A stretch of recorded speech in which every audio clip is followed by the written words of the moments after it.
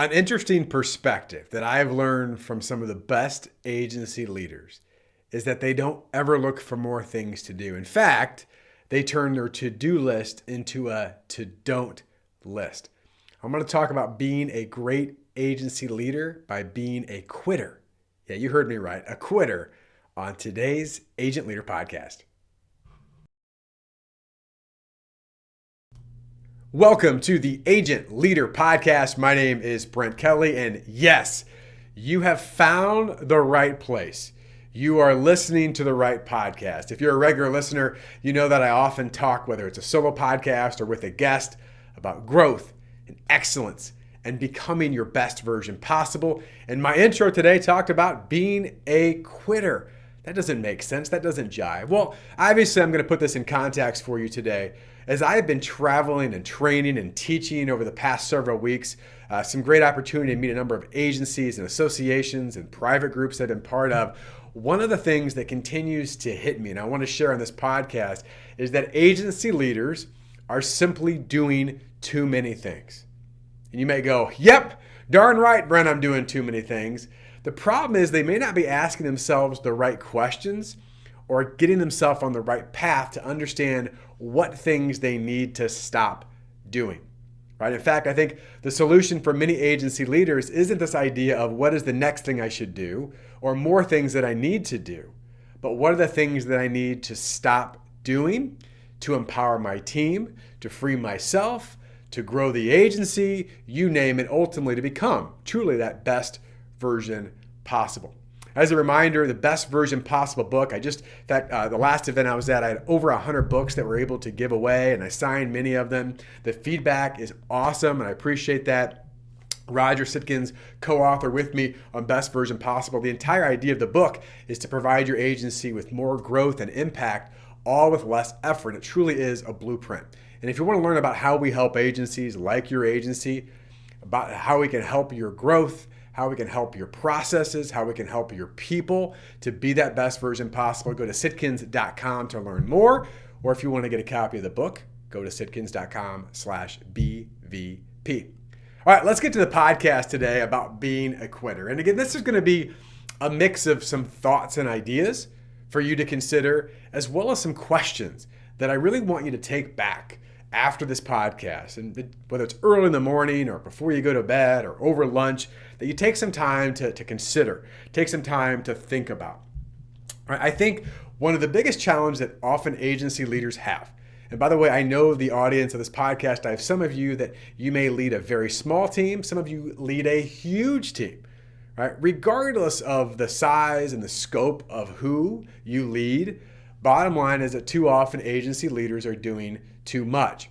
In fact, as I was traveling and speaking, something I share with audiences often is the fact that many of you in this room probably started off selling insurance, and now you're running an agency or running a department within an agency.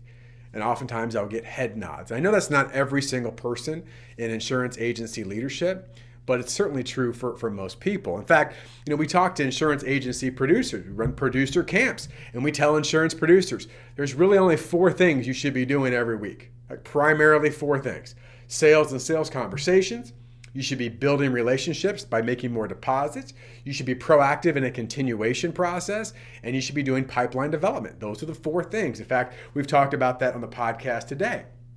So the first challenge for producers is simply to be focused on those 4 things, because what usually gets in the way is service issues and getting trapped in service and distractions and all these activities that come their way. Well, you think about the next level, and now all of a sudden you're in a leadership position. Certainly for player coaches. I know many of you are player coaches, so you've got a book of business, and now you're also doing some leadership responsibilities as well. Well, now you've got other responsibilities to add to the producer responsibilities, which already, in many cases, are a challenge to stay focused on. You may have things like, HR issues like hiring and firing people, right? You may have team meetings you're leading. You may have carrier appointments and carrier meetings. Obviously with HR as well, you got payrolls and taxes and coaching and mentoring and monitoring. You're probably a chief fire extinguisher, meaning that now that you're a leader, all these problems come up to you and you've got to put out these fires, which can take a lot of time and energy and capacity, right? And we can go on and on and on and on. In fact, oftentimes when I'm leading private coaching calls, whether it's a sales leader or an agency leader, we'll talk about some of these things, right? In fact, just make your list of all the things that you do. And maybe you've heard that before, maybe you haven't, but that is a really powerful first step. It's a step in awareness. Oftentimes if you ask people, how are things going? What do they say? Oh, I'm busy. I'm so busy. I'm overwhelmed. I've got all these things going on, but they've never really defined them. So one of the things that you could do, one of the first steps you could take, and here's action step 1. I don't know if I actually have these listed as action steps, but here you go anyway. Action step 1 is go through the course of your week or throughout your week. It's probably the easiest thing to do. Just like if you were tracking food, right, for example, but just track the things that you actually do during the week. Because I bet many things you do you're not even aware of, or you forgot that you do, or you take it for granted. But they do take time. They do take energy. They do take some capacity that you have, right? So just take some time to have an awareness tool, a diagnostic tool, and just go, what are all the things I actually do during the week? And this can include anything from a specific meeting that you're holding, to a client conversation, to you checking some social media for 10 or 15 minutes. I'm raising my hand, right? It happens to me as well. But just track everything that you do. Now, the next part of this, of course, after you have an awareness, is to identify what are the things that are worth your time. Now, by the way, none of us are perfect. And we talk to producers, going back to the producer example, and we tell producers to do these 4 things. We challenge them to do those 4 things 80% of their week. Right? Can we get to 80%? I'm not going to ask anybody to get to 100%. I don't think that's feasible. I don't think that's reasonable because there's this thing called, life. Like things happen. But to get to 80% is pretty darn powerful. In fact, there's a great quote, and I don't know if this perfectly relates. One of my favorite books that I read this past year was called Buying Back Time or Buying Back Your Time. I don't know if I've got the title right. It's by Dan Martell. And one of the things that he says is that 80% of something done by someone else is 100% awesome. Now, he actually adds a word before awesome that I'm not going to say on this podcast. But he says 80% of something done by somebody else is 100% awesome. So we talk about these things. The first step is to take this awareness tool and write down all the things that you need to do. The next part is to begin to identify those things that you're currently doing that actually have significance or impact. And as I tell agency leaders, the idea here is that maybe you wrote down a list of 37 things. I don't know. I did this, then I had to do this, and I did this, and I ordered supplies, and I don't know, right? We could get down very minute things. And then you start to identify what are the things the next, you get to choose the time, but put time on the table. What are the things that I need to begin to quit, and how and when am I going to do those things, right? Like 1 month from now, I don't want to be doing these 2 things anymore. So maybe I just realized that it's not important for anybody and we just shouldn't do it, period. I've had those before. I'm like, well, who do I delegate this to? Like, nobody. How about we just don't do it because it doesn't add any impact or significance to our agency or our mission or our client experience, whatever it is. So let's get rid of it. Secondly, you might go, gosh, there are people on my team who we pay to do much of these things who I'm taking that job from them. So maybe there are some things that you begin to delegate, which of course then the mind comes in and goes, well, I don't know if they could do it as good as I could do it, or I've been doing it because I've been doing this for 7 years or 12 years or 23 years. So I'm the best at it. Even though the significance of it isn't that big a deal, I'm the best at it, which of course, I'll go back to the Dan Martell quote, which said, 80% of something done by someone else is 100% awesome.